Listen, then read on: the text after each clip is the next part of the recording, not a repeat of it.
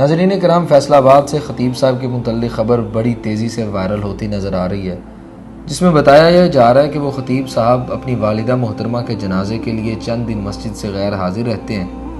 جب وہ واپس لوٹتے ہیں تو ان کو جب تنخواہ دی جاتی ہے تو 30% حصہ یہ کہہ کے کاٹ لیا جاتا ہے کہ آپ نے اتنے دن چھٹیاں کی ہیں، لہٰذا ہم آپ کی وہ تنخواہ کاٹ رہے ہیں۔ یہ وہ واقعہ ہے کہ جس نے تمام پاکستانی باشعور لوگوں کا دل دہلا دیا ہے۔ آپ ائمہ حضرات کے ساتھ کرتے کیا ہیں؟ خطباء حضرات کو ویلیو کیا دیتے ہیں؟ وہ جنازہ اپنی ماں کا پڑھنے کے لیے گیا، وہ ماں جس ماں کے قدموں تلے جنت ہے، وہ ماں جس کی خدمت کرنا ہمارے ایمان کا حصہ ہے، وہ ماں، وہ والدین۔ میں سمجھتا ہوں جب والدین انسان کے اس دنیا سے رخصت ہوتے ہیں تو انسان سمجھ لے کہ اس کی تو دنیا اجڑ جاتی ہے، اس کے لیے تو سب کچھ ختم ہو جاتا ہے۔ وہ چند دن تو وہ تو سمجھ لیں کہ وہ دیواروں کو بھی سہارا سمجھ کے جو ہے وہ ٹیک لگا کے رو رہا ہوتا ہے کہ میرے تو والد اس دنیا سے رخصت ہو گئے، میری والدہ اس دنیا سے رخصت ہو گئی۔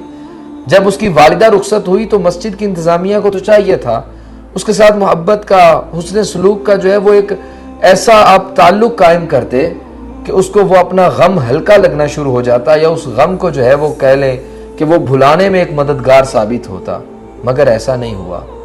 انہوں نے بڑی، میں سمجھتا ہوں بڑی درد بھری اپنی پھر داستان سوشل میڈیا پہ لکھی کہ میں ایک مسجد کا خطیب اور مسجد کا امام اور میرے ساتھ یہ کیا گیا، میں والدہ کا جنازہ پڑھنے گیا تو واپس لوٹا تو 30% اس میں سے تنخواہ کم کر لی۔ آپ اس کو تنخواہ دیتے ہی کتنی ہوں گے؟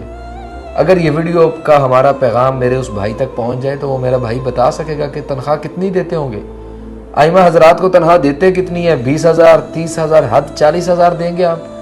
کبھی ائمہ حضرات نے آپ نمازیں لیٹ کی ہیں، اذانیں لیٹ کی ہیں کہ ہم نہیں پڑھاتے، ہم احتجاج کرتے ہیں، ہماری تنخواہیں بڑھائیں ورنہ ہم احتجاج کرتے ہیں؟ وہ تو دین کی خدمت کر رہے ہیں، دین کا کام کر رہے ہیں، دین کی۔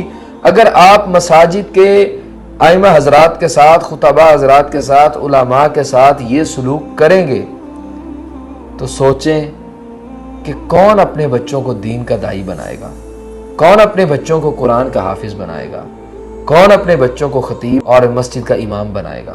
یہ مساجد کا امام بننا یہ کوئی معمولی عمل ہے، کوئی چھوٹا کام ہے؟ یہ وہ علماء ہیں، یہ وہ خطباء ہیں، یہ وہ مساجد کے ائمہ حضرات ہیں۔ جب آپ صبح سو رہے ہوتے ہیں تو یہ آپ کے بچوں کو قرآن کی تعلیم دے رہے ہوتے ہیں، آپ کے بچوں کو قرآن مجید کا حفظ کروا رہے ہوتے ہیں، ترجمہ کلاسز چل رہی ہوتی ہیں۔